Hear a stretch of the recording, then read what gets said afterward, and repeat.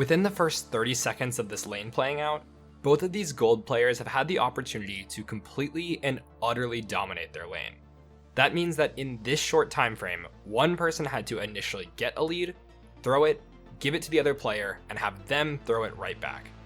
That sounds absolutely absurd for such a short period of time.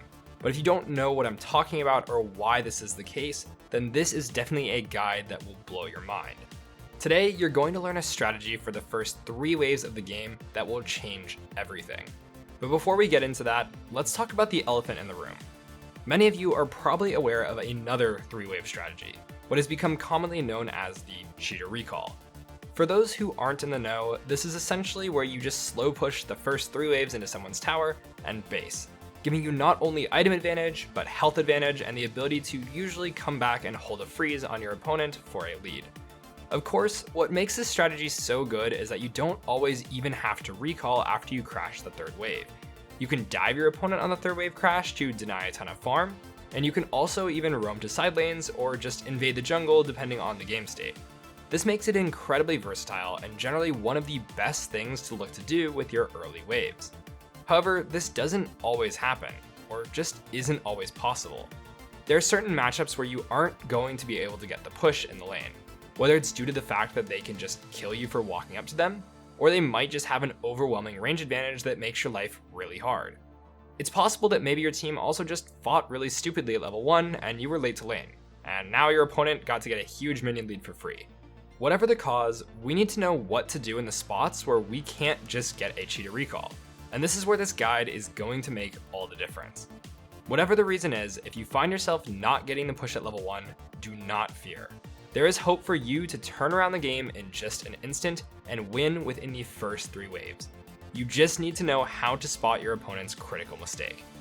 And that's actually the best way to see results, punishing mistakes of the players in the ranks that you're stuck in. That's why we teach what will actually work in your own games, with terrible teammates. Not some theoretical perfect play that only works for the pros. In fact, that's why our hyper improvement system at skillcap.com is so successful. Not only do we have over 280 high quality courses covering every role and skill you need to learn in order to rank up, but we also release 10 Smurf commentaries every week on our site where a challenger player teaches you how to climb out of the exact rank you're stuck in. And if you want something more personal, then we've got you covered with coaching from our trained challenger experts. If all of this wasn't enough, we're also backed up by a rank up guarantee. If you don't significantly improve while actively using Skillcapped, then you get your money back, no questions asked. So what are you waiting for? Click the link in the description below and get the rank you've always wanted this season. Alright, so let's get back to the guide. To delve into this more, let's take a minute to introduce you to Mangofish.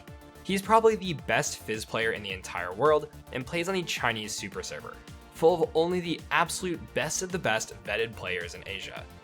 Getting the push against these players as Fizz in most matchups is nigh impossible. To say that Fizz has terrible early wave clear is just being honest. He's a melee champion whose only escape and main damage dealing tool are combined into one, making it very difficult to just E onto waves and continue to stick around to shove them. But it's not like Mangofish is just rolling over and losing lanes. He actively solo kills his opponents in part from the strategy you're about to learn. This strategy is more commonly known as doing nothing, and definitely isn't a Fizz specific thing whatsoever.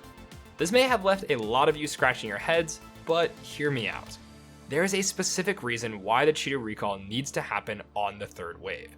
Not only is it because you will have enough gold to actually buy something with decent last hitting, but the timing of the level ups are actually critical to making the game plan work. Most players are aware of playing around the level 2 all in. It's a very common win condition, but usually one that's only granted to someone because they either got the wave push, or in a specific game like this one, it came from a surprise from someone having a ward kill grant them experience. Most people are aware of this level up timing, so it's pretty hard to catch someone off guard with it. But plenty of players are unaware of the level 3 power spike that comes shortly afterwards. On the 2nd minion of the 3rd wave, you will hit level 3. And if you're performing a 3rd wave crash, you're going to hit this before your opponent due to having the larger minion wave. You can see how Yasuo doesn't utilize this at all here, but he definitely had the chance to try and trade. But what if your opponent doesn't crash on the 3rd wave, and therefore doesn't get that level 3 advantage? Well, you actually have a chance to completely turn the game around.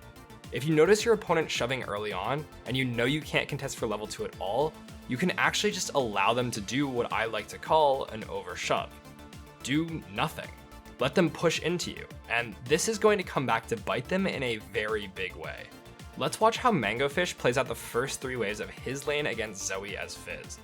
You'll notice that as Fizz, he really can't contest the early lane very often at all, and because of this plays incredibly passively, very far away from the wave, and he only walks up to contest CS that he won't be harassed for.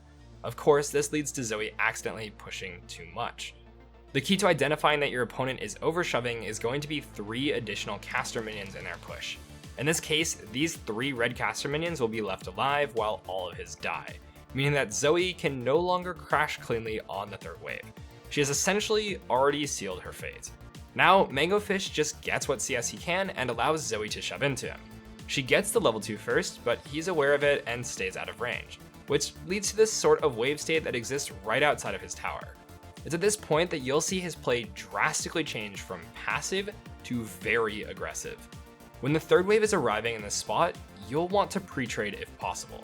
Essentially, this just means that you're not actually going for a kill, but you're just going to go in to soften up your opponent for a future opening that will actually lead to lethal. Mangofish jumps in with E and gets a short trade. He backs out, and now you'll see why doing nothing until right now was the key to winning. This whole time, Zoe has built up a minion lead, but when you overshove, the wave is going to rebound off the other team's tower. In this case, you can see that the caster is just in range, and now Zoe goes from being heavily advantaged to heavily disadvantaged right away. Not only will the tower help you out at this range to get the shove again, but your entire reinforcing minion wave will be focus firing down a single minion at a time, and it's impossible for your opponent to fight you in this wave. You can see Zoe takes a ton of aggro and she gets forced out in the process. Remember that this is the 3rd wave, and on the 2nd minion of this wave is when you'll hit level 3. Now we have easy access to the wave, and our entire backline of casters will help focus fire down the first few melees. You can instantly see a huge tone shift in how he plays. He goes from barely autoing to now spamming autos and walking up very, very aggressively. But it's because he knows his level 3 spike is incoming. It's this singular trade that makes his lane go from feeling really difficult to instantly won, just within the first 3 waves. The earlier pre-trade he did helped contribute to making Zoe feel too scared to walk up at all now, and with the level advantage, he can completely zone Zoe off of the wave, eventually crashing it, resulting in a dive. If that at all sounds sort of familiar to an option you could do with that 3rd wave crash we talked about, it's because it is the exact same idea, just delayed by 1 level. When you allow your opponent to overshove into you, you can play for the bounce back and the level advantage that comes with it, namely level 3 and 4. And of course, this sort of tactic works in Challenger, but in lower elos, it really works. I do a lot of 1v1s with my solo lane students who happen to be a lot of gold and platinum players, and it works very consistently in the games that I don't get the push. I play the early game just to conserve my health and let my opponent shove into me. If they happen to crash on the 2nd wave instead of the 3rd, then I look for that pre-trade on them as the wave is at my tower. Here I get a decent chunk onto Ahri, and now I can start spam shoving the wave. I know the level 3 is coming, but my opponent is blissfully unaware. This results in an easy peasy kill and a 1 lane, and hopefully a lesson learned. Like I said earlier, this definitely isn't just a Fizz thing. Many champions have strong level 3 spikes when they get access to all of their abilities, and you can play it exactly the same way.